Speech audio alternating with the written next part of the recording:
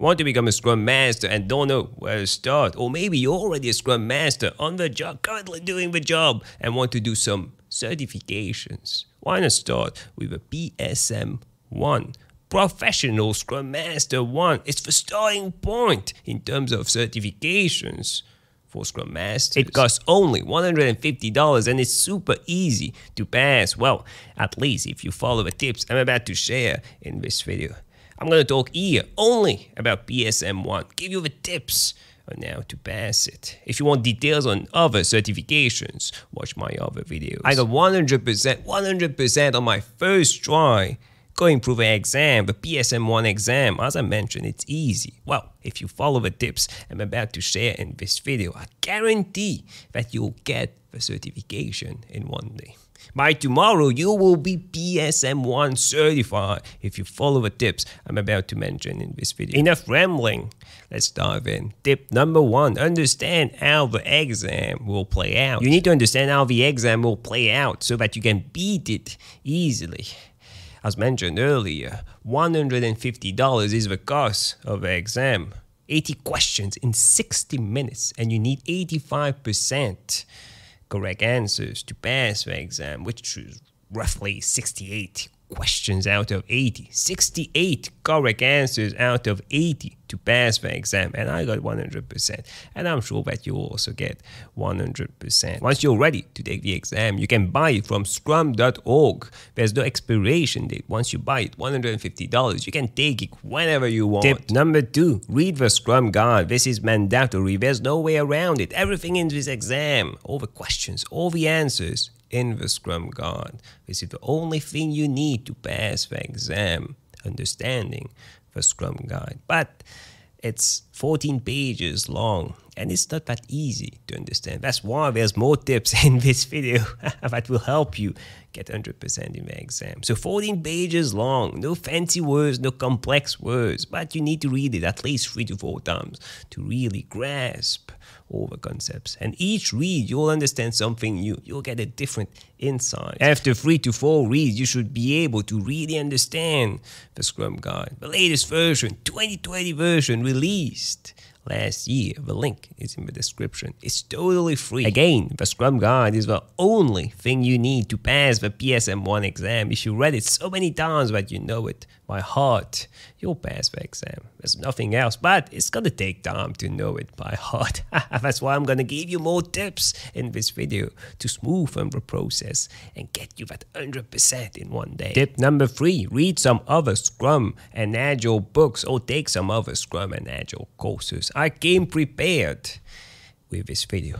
Prior to making this video, prior to recording, prior to setting up a camera and clicking on record, I watched some other videos on YouTube. I searched how to pass the PSM I exam, read some articles, watched some videos. I wanted to know what other creators were saying, what tips they were giving. I wanted to give you the best tips possible. And some other creators were recommending to read some other Scrum books and Agile books. Total waste of time. Don't do it. Don't do it. It's a total waste of time. Well, at least if you want to pass the Scrum Guide in one day. There's no way you can read other books. Remember the goal here. The goal is not to become a better Scrum Master or an Agile coach or anything related to business or Agile or Scrum. Nope. The goal, while you clicked on this video, is to pass the PSM I exam. And that's my only goal with this video, making you pass the PSM I exam in under one day. 100%. You can read some other books on Scrum, Agile. You'll learn some new concepts, get some knowledge, become a better Scrum Master. But that's not the goal here. The goal is to pass the exam. And the only thing, remember, we talked about that previously, the only thing required to pass the exam is understanding the Scrum Guide. Latest version, 2020 version. So instead of wasting time reading other books, read the Scrum Guide multiple times. That's the only thing you need. Tip number 4, talk to other Scrum Masters. I watched some videos where some creators were recommending that talking to some Scrum Masters to learn some job experience, some knowledge, some new concepts, new things to try as a Scrum Master, or even talk to some Scrum Master who passed the exam to know how it went. Total waste of time. Same thing. The only thing you need is the Scrum Guide. That's the only thing you need to read. It's a total waste of time talking to other Scrum Masters to learn about their job experience and all that. Nope, you're not becoming a better Scrum Master here. You're just passing the exam. That's it. That's the goal with this video. Only focus on your goal. And when you pass the exam, you can talk to other Scrum Masters. You can read other books and all that. Pass the exam first. And to pass the exam, you need to know the Scrum Guide 2020.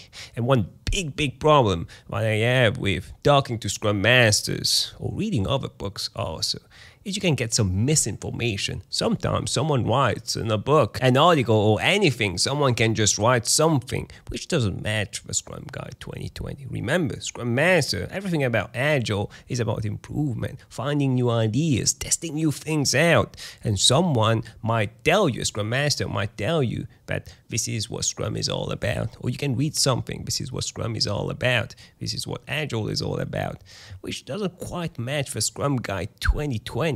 And if you get some misleading information, you can answer. You will answer the questions with wrong answers. That's as simple as that. So please read the Scrum Guide 2020, pass the exam, and then you can get some enhanced knowledge on Scrum and Agile by reading books and talking to some people who know, who have experience on the job. Tip number 5, take the open assessments. The only thing you need to pass the actual exam is the Scrum Guide 2020. But the open assessments, taking the open assessments several times will ensure that you've understood the Scrum Guide 2020 and that you're ready to take the exam. Once you've read the Scrum Guide at least 3 to 4 times, go to scrum.org and take the open assessment.